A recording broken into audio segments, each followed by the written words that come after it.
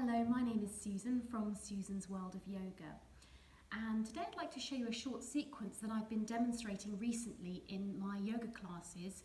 At the very beginning of the class, it's a combination of 4 movements that move and flow with the breath. So it's a really good set of movements for easing up the back, getting the spine moving, for just activating the arms, releasing the lower back, because it combines a tabletop hands and knee posture, cat pose where we arch the back and around the back, cat where we arch the other way, and also child's pose. So it's a lovely flowing sequence of those 4 movements. This is also a lovely sequence to do perhaps before bed to help sort of relax and settle the body, or even first thing in the morning just to wake the body up.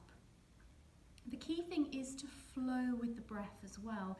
So it's a really good exercise or set of asanas to help you start to really connect mind, body and breath, which is what makes doing these asanas and these sequences yoga and not just a set of exercises or just general movements. So I'll demonstrate each pose individually, and then I'll join the 4 poses together with the breath so you can see how it flows as a sequence. So the first thing is just a hands and knees or tabletop position. We start with the hands directly underneath the shoulders and we spread the fingers wide, middle fingers pointing forwards, all the other fingers fanning out. The arms are straight, the elbow crease is pointing towards each other. We're not sinking into the shoulders, we're pushing the floor away, so there's a little strength in the arms. The back is nice and flat, there's no dipping in the back here. We tuck in those tummy muscles. And the knees are just slightly separated, 3 to 4 inches apart, so that they're underneath the hips. And the neck is straight as well, so we don't want to look up at this point or look down. We want to be looking probably just ahead of your hand. So this is our tabletop position, position number 1. The second position is cat pose, and all we do here is push into the floor with our hands and lift up the upper back, tucking the belly button in. So you're getting this lovely arching and stretching of the back. The next position is the opposite of this cow posture. So we lift the head and chest and arch the spine and look forwards.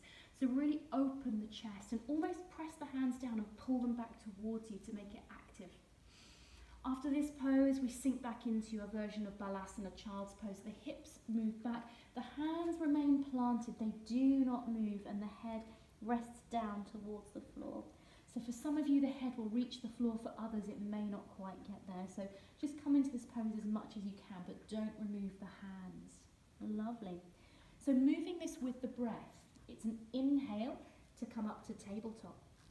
There's an exhale for cat.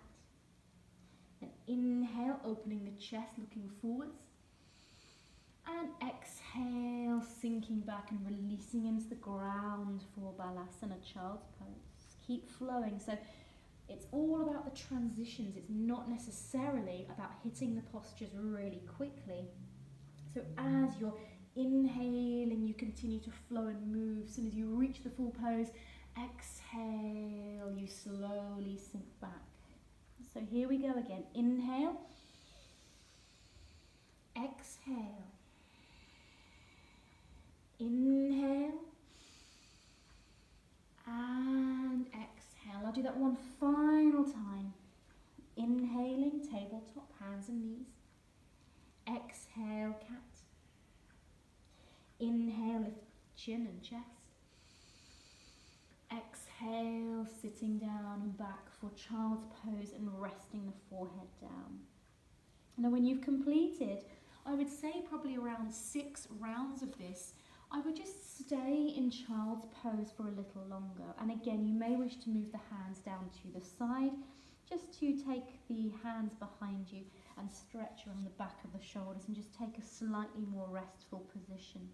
Okay, so I would have a go at doing that, moving slowly with the breath, so taking full belly breaths in, tabletop, out for cat, in for cow, and exhale back down for child's pose, and really grounding down when you do this.